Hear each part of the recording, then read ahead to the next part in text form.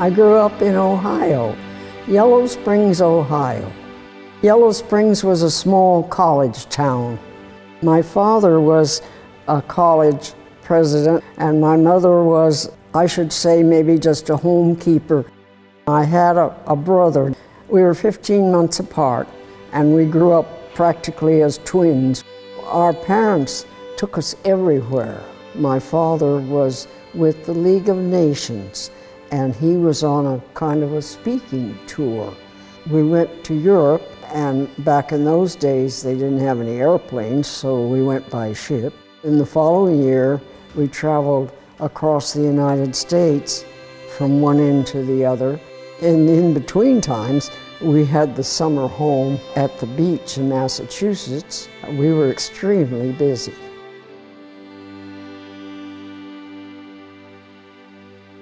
I taught about a year and a half before the war broke out.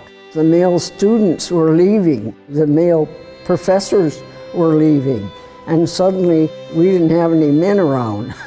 And I decided to join the Navy so that I could be more in the middle of things.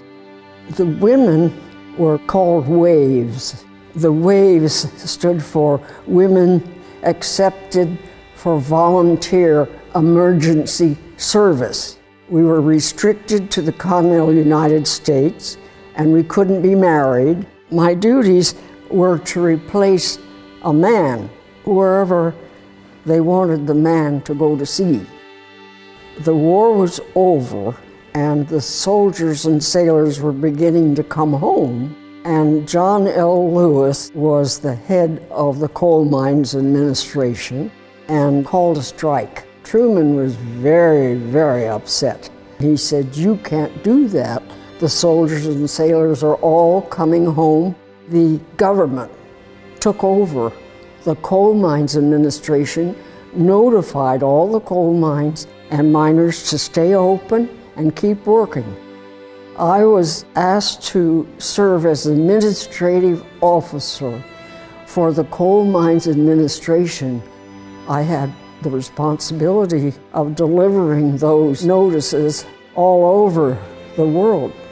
In those days, the movie theaters all had newsreels as a part of the program. My aunt and uncle saw the newsreel. My aunt said to my uncle, "That looks like Erma." They sat through the whole movie again so they could be sure.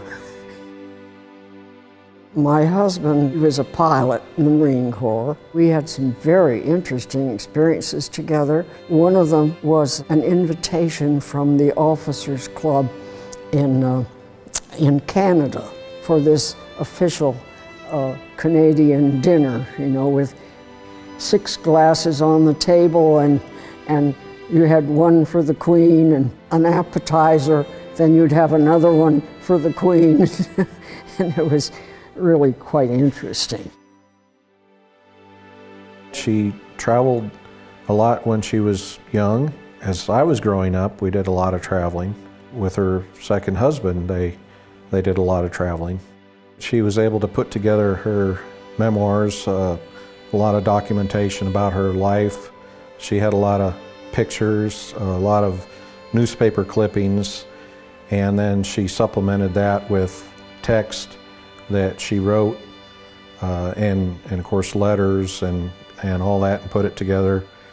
And I think that's remarkable because it's such a tribute and a way to look back at all the things that she's done.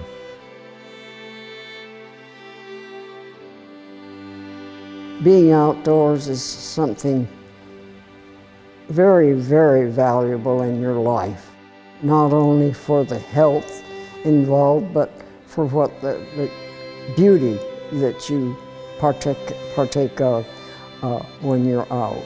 It keeps your lungs full of fresh air, and it gives you a feeling of being independent, being relaxed, and there's nothing like it.